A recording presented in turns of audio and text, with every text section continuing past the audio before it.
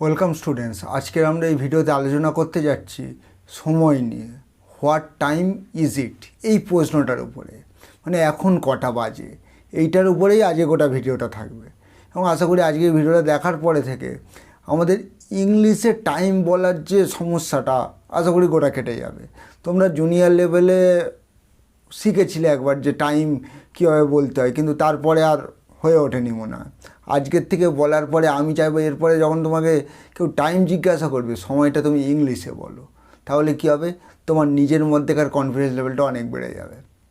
দেখো, চলো ভিডিওটা শুরু করি। দেখো, ভিডিওতে আমরা কী কী নিয়ে আলোচনা করব। আমরা ভিডিওতে দু ধরনের টাইম টেবিল বা ক্লক নিয়ে আলোচনা করব। একটা হচ্ছে 12 আওয়ার ক্লক, একটা হচ্ছে 24 আওয়ার ক্লক। 12 আওয়ার ক্লকটা কোনটা, যেটা আমরা নর্মাল ডে টু ডে লাইফে ইউজ করি, সেটা হচ্ছে 12 ঘন্টার যে সময়টা এইটা। এবং 24 আওয়ার ক্লকটা তারপরে আমরা আসছি। দেখো, ফার্স্ট আমরা সময়টা বোঝার আগে এই চারটা বুঝি, এই ঘড়ির চারটায় দেখবে আমরা এটা বলে নিচ্ছি, তাহলে আমরা এরপরে দেখবে তোমাদের এইটার থেকে জাস্ট সুবিধা হবে। ছবিটা শুধু মাথায় রাখবে। 12টার পর থেকে 6টা পর্যন্ত, 12টা থেকে 6 এই অংশটাকে আমরা এদিকে বলবো পাস্ট। 6টা থেকে 12টা এই অংশটা, এদিকে ডান দিকের অংশটা, এটাকে বলবো আমরা টু। তাহলে কি, বাঁ দিকের অংশটা ওদিকে হবে পাস্ট, ডান দিকের অংশটা টু। এবার 15, যেটা 15 অংশটা আছে, ধরো 4:15, এই 15 অংশটা এটা হবে কোয়ার্টার। কোয়ার্টার মানে কি, হাফের হাফ। কোয়ার্টার মানে বোঝায় হাফের হাফ। ঠিক সেইভাবে ওখানে হচ্ছে কোয়ার্টার। পাই চার্ট অনুযায়ী এটা দেখো তো, এইভাবে এটা কোয়ার্টার মানে হাফের হাফ। তাহলে কি, 60-এর হাফ কত, 30, তার হাফ 15। তাহলে এই 15, ওটাকে ওই অংশটাকে বললো কোয়ার্টার।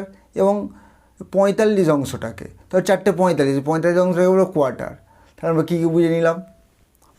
এইভাবে দাগ করার বাঁ দিকেরটা হচ্ছে দেবো পাস্ট, ডান দিকেরটা দেবো টু, আর 15 অংশটাকে বলবো কোয়ার্টার, এবং মাঝখানে যে 6 অংশ সেটাকে হাফ। এবার শুরু করি। জাস্ট তোমাকে প্রশ্ন করলো, হোয়াট টাইম ইজ ইট, এখন কটা বাজে। দেখো, এই ঘড়ি অনুযায়ী এখন বাজে হচ্ছে 4টে। তাহলে যদি বলি এখন 4টে বাজে, কি বলবো, ইটস 4 o'clock। ইটস 4 o'clock, এখন 4টে বাজে।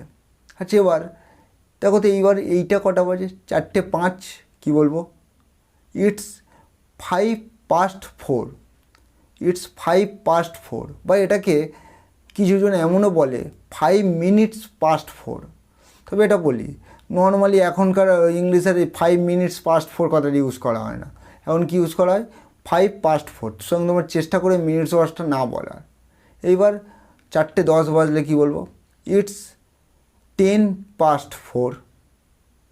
4:15, ইটস কোয়ার্টার পাস্ট 4, কারণ ওই দিকেরটা পাস্ট হবে সবসময়। আর 15 হলে বলেছি কোয়ার্টার, ইটস কোয়ার্টার পাস্ট 4। আচ্ছা, 4:20, ইটস 20 past 4। 4:25, it's 25 past 4। 4:30 হলে কি বলবো, এটাকে বলা হবে, তোমায় প্রশ্ন করা হলো হোয়াট টাইম ইজ ইট, আমরা কি বলবো, ইটস 1/2 past 4 অর 4:30। এবার দেখো ওদিকটা পাস্ট কেটে গেছে, এইবার হচ্ছে আসবে টু। এবার 4:35, তখন তোমাকে প্রশ্ন করা হলো হোয়াট টাইম ইজ ইট, এখন কটা বাজে, কি বলবো, it's 25 minutes to 5। 4:40, it's 20 minutes to 5, মানে 5টা বাজতে আর 20 মিনিট বাকি। ওদিকটা টু কেন বলবো, দেখো একে আমরা 5-এর দিকে যাচ্ছি। আমি স্কুলে যাচ্ছি, I am going to school. তাহলে স্কুলের দিকে যাচ্ছি হলে এবং টু ইউজ হয়, 5-এর দিকে যাচ্ছে, এখানে কি ইউজ হবে, টু। আচ্ছা, এবার 4:45, হোয়াট টাইম ইজ ইট, আমরা কি উত্তর দেবো, ইটস 4:45। আচ্ছা, 4:50, ইটস 10 to 5।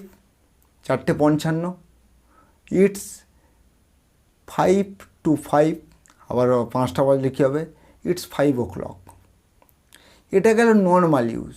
এইবার আমরা সেটা স্টাইলিস্টিক ইউজটা নর্মালি আমিও এটা প্রেফার করি, এবং তোমরাও চাইবে এই কোয়ার্টার, টু, পাস্ট এইভাবে মনে রাখার কোনো দরকারই নেই। যদি পারো এইভাবে ইউজ করতে পারো।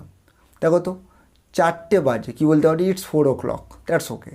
আচ্ছা 4:05 বাজে, এবার এখানেই বলবো কি, ইটস 4:05, 4:05, ও মানে কি, এই জিরোটাকে ও বলা হচ্ছে, ইটস 4:05। 4:10, ইটস 4:10। 4:15, কোয়ার্টার আসে মনে রাখার দরকার নেই, ইটস 4:15। 4:20, ইটস 4:20। দেখো এইটা হচ্ছে আমার মনে হয় এইভাবে তোমার মনে রাখাটা সবচেয়ে সোজা। 4:20 ওয়ার্ডটা শুনেছো না তোমরা? 4:20 মানে কি, যে 2 নম্বরই কাজ করে, ভালো নয়, তাকে 4:20 বলা হয়। সে 4:20, তুমি এইভাবে মনে রাখো না, 4:20 মানে আমরা এখানে নিয়মটা বলি কীভাবে, প্রথমে ডিজিটটাকে বলে নি 4, তারপর ওদিকে 20, 4:20, ঠিক আছে। হোয়াট টাইম ইজ ইট, এখন বাজে হয়তো 4:25, কী বলবো, ইটস 4:25। 4:30, ইটস 4:30। 4:35, 4:35। এখন বাজে হচ্ছে 4:40, 4:40। আমরা এইভাবে ধীরে ধীরে আমরা করতে পারি, আলোচনা করতে পারি যে হোয়াট টাইম ইজ ইট। এটা গেল 12 hour ক্লক। এবার আমরা যদি আসি 24 hour ক্লক। 24 hour ক্লকটা কোথায় ইউজ করা হয়, যেখানে কটা বাজে, 15, 16 আওয়ার, এইভাবে কোথায় ইউজ করা হয়? মূলত 3টে জায়গায়, রেলওয়ে, ফ্লাইট এবং মিলিটারি ক্ষেত্রে। আচ্ছা এই 3টে জায়গায় কেন ইউজ করা হয়? কারণ এই 3টে জায়গায় স্পেসিফিক টাইমটা লাগে। স্পেসিফিক টাইমটা লাগে বলতে, ধরো বলি, when do you get up from bed, তুমি বিছানা থেকে কটায় ওঠো, ঘুম থেকে কটায় ওঠো? সকালে তো ওঠো, সে ভোর 5টায় উঠতে পারো বা সকাল 8টা, 9টা, 10টায় উঠতে পারো, সকালে ওঠো। রাত্রে তো কেউ বিছানা থেকে ওঠে না, তাহলে আমরা ওটাকে কী বলি, বুঝতে পারি সকালে। ডিনার কখন কমপ্লিট করছো, রাত্রে, স্পেসিফিক টাইমের দরকার হয় না।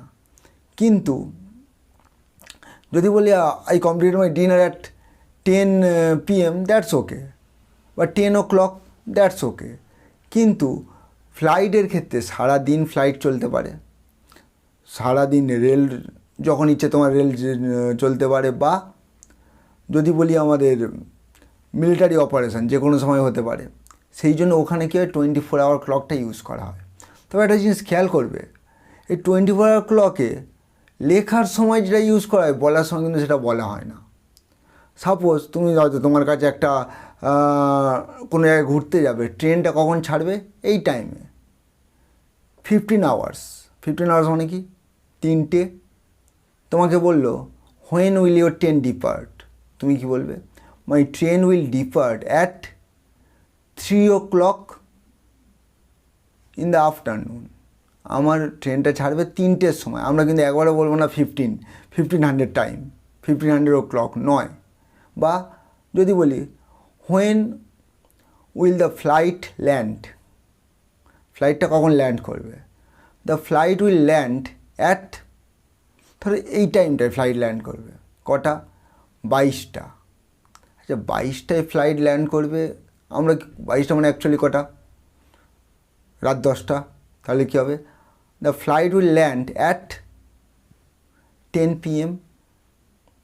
তাহলে যদিও আমাদের 24 hour ক্লকটা ইউজ করায়, আমরা যখন কথার মাধ্যমে বলবো তখন ওটা কি আবার 12 hour কনভার্ট করে আমাদের বলতে হবে। এবার আমরা আসি কিছু স্পেসিফিক টাইম, কখন AM PMটা ইউজ করা হয়।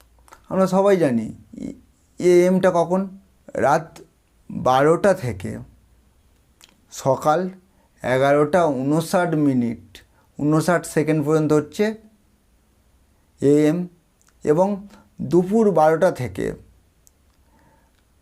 রাত 11টা 59 সেকেন্ড হচ্ছে PM। তাহলে দুপুর 12টাকে কী বলবো, রাত 12টাকে কী বলবো, কোনটা AM কোনটা PM, না এইগুলো নিয়ে মনে রাখবো না। আমরা যখনই হবে দুপুর 12টাকে বলবো 12 noon, আর রাত 12টাকে বলবো 12 midnight। যেমন যদি বলতে পারি when will the party start, পার্টিটা কখন শুরু হবে, the party will start at 12 noon, পার্টিটা হয়তো দুপুর 12টায় শুরু হবে। কিংবা যদি রাত 12টায় শুরু হয়, the party will start at 12 midnight। এইবার আমরা বলি ধরো এই টাইমটা 8:23, কেউ একজন তোমার বাড়িতে এসছে 8:23-এ। একজন বলল when did he come to your house, সে তোমার বাড়িতে কখন এসছে। তুমি পার্টিকুলার স্পেসিফিক হয়তো 8:23-এ তোমার মনে নেই, তখন কী বলবে? ওই অ্যারাউন্ড, কাছাকাছি ওই সময়ে। হি কেম অ্যাট অ্যারাউন্ড 8:30, সে 8:30-এর সময় এসছে। 8:30 অ্যাট অ্যারাউন্ড 8:30 মানে কি প্রায় 8:30। সেটা কী হতে পারে? 8:30-এর 10 মিনিট আগে হতে পারে, পরে হতে পারে। যখন সময়টা পার্টিকুলার নির্দিষ্ট করতে পারছি না, তখন আমরা কি ইউজ করব? অ্যারাউন্ড।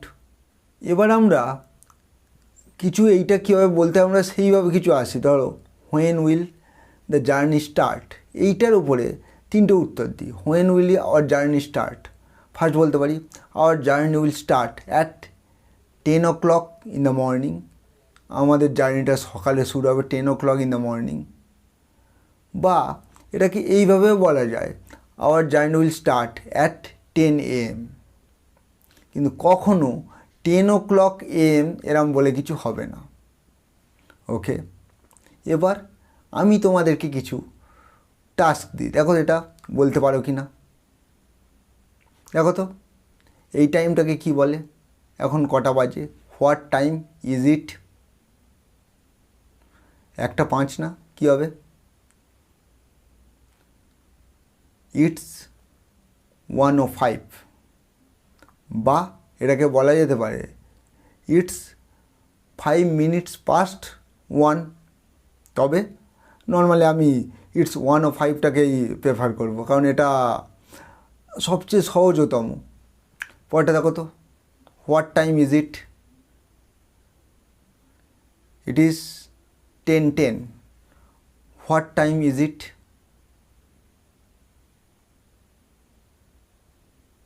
Yes, it is 7:35। বা তুমি যদি এটাকে প্রথমটার মতো করে বলতে চাও, কীভাবে বলতে পারি? It's 25 minutes to 8। What time is it? 3:15। কীভাবে বলবো? It is 3:15। বা ইট ইজ 3:15। আশা করি তোমাদের টাইম কেন্দ্রিক যে কনফিউশনগুলো ছিল সেগুলো ক্লিয়ার হয়ে গেছে। এরপর থেকে যখনই কোনো টাইম বলবে, টাইমটাকে চেষ্টা করবে ইংলিশে বলার, তাহলে দেখবে তোমার একে একে কনফিডেন্স লেভেলটা অনেক বাড়বে এবং স্পোকেন ইংলিশ বলার ক্ষেত্রে তুমি বিশেষ দক্ষতা অর্জন করবে। ওকে, থ্যাংক ইউ।